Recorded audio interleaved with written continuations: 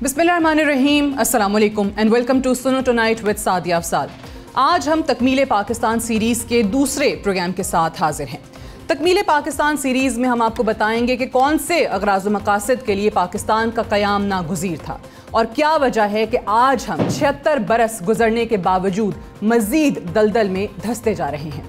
हम क्यों इस्लाम के रहनुमा असूल रियासत पाकिस्तान में लागू नहीं कर सके? कायद के बताए हुए असूल हम अपनाने में क्यों नाकाम हैं?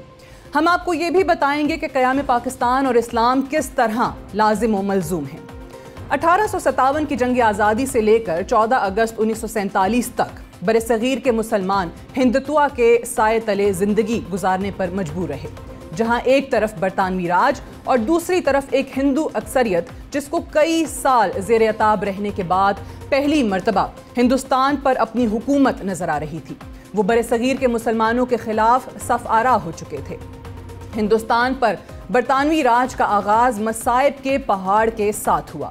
अंग्रेज को मालूम था कि उन्होंने इक़्तिदार मुसलमानों से छीना है, इसलिए मुसलमानों को अपना बदतरीन दुश्मन समझा जाता था।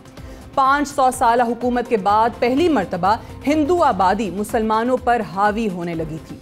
मुगलिया सल्तनत के जवाल के बाद बरसगीर के मुसलमान मायूसी का शिकार थे और सियासी तंजीम का फुकदान था। बंगाल में नवाब सिराजुद्दौला, मैसूर में हैदर अली और टीपू सुल्तान ने अंग्रेज़ों का इंतहाई बहादुरी से मुकाबला किया, मगर वसाइल और इत्तेहाद के फुकदान की बदौलत ज़्यादा देर तक मद्दे मुकाबिल ना टिक पाए। ये वो वक्त था जब मुसलमानों को सरेआम फांसियां दी जा रही थी, कोई उफ तक कहने वाला नहीं था। यही वो दौर था जिसको जांचते हुए शायर मशरिक अल्लामा इकबाल ने कहा था, बुझी इश्क की आग अंधेर है, मुसलमान नहीं राख का ढेर है। पाकिस्तान के नामवर मौरिख डॉक्टर मुबारक अली लिखते हैं कि हिंदुस्तान में मुस्लिम हुक्मरानी के खात्मे के बाद बरसगीर के मुसलमान अक़लियत बन चुके थे, जबकि मुस्लिम मुफक्किरीन मुस्तक़बिल के लाहे अमल को लेकर खौफज़दा थे। मुस्लिम उम्मा, खिलाफत और मुस्लिम नेशनलिज्म की बात की जा रही थी और बरसगीर के मुसलमान सियासी किरदार की तलाश में थे। 1906 में मुस्लिम नेशनलिज्म की बुनियाद पर ऑल इंडिया मुस्लिम लीग कायम की गई। 1919 से 1924 तक बरसगीर के मुसलमान खिलाफत मूवमेंट की हिमायत में मसरूफ़ रहे। अलबत्ता सल्तनत उस्मानिया के ज़वाल के बाद खिलाफत मूवमेंट अपने इख्तिताम को पहुंची और यूं मुस्लिम नेशनलिज्म की बुनियाद पर तहरीक परवान चढ़ने लगी। खिलाफत और मुस्लिम उम्मा के हिमायती कायदीन ने भी खुलकर मुस्लिम नेशनलिज्म की सपोर्ट शुरू कर दी।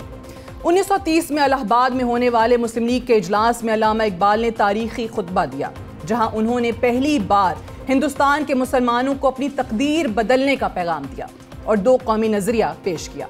शायर मशरिक ने इस्लाम की बका के लिए मुस्लिम रियासत को नागुज़ीर करार दिया था और कहा था कि इस्लाम की बका का दारोमदार एक मखसूस इलाके पर करने की ज़रूरत है, जहां एक मुस्लिम रियासत कायम कर दी जाए।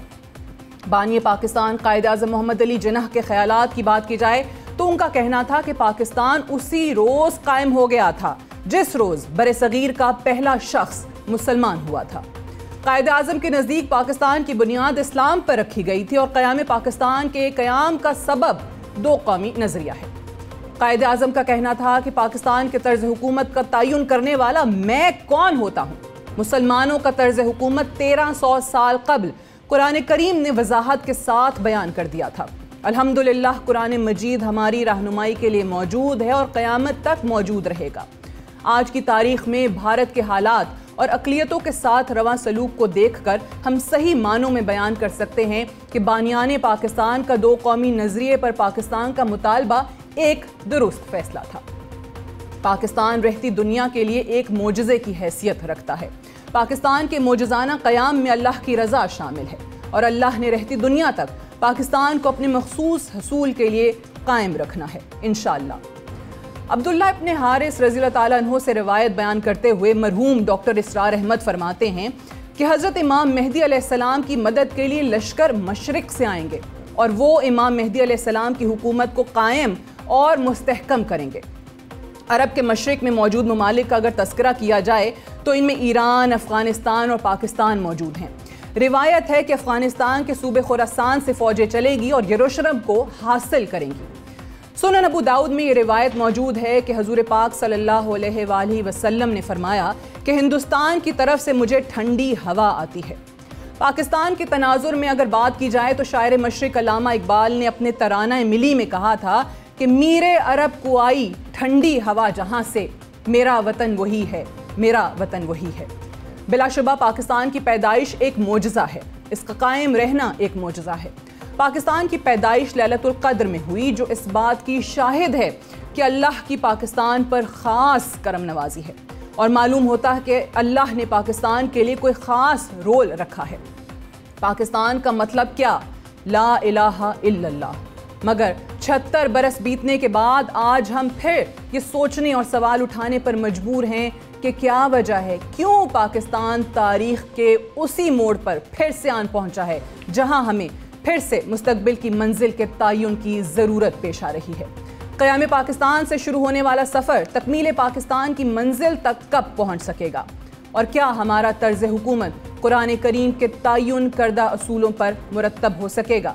हम कुरान मजीद से रहनुमाई हासिल करने में क्यों नाकाम हैं?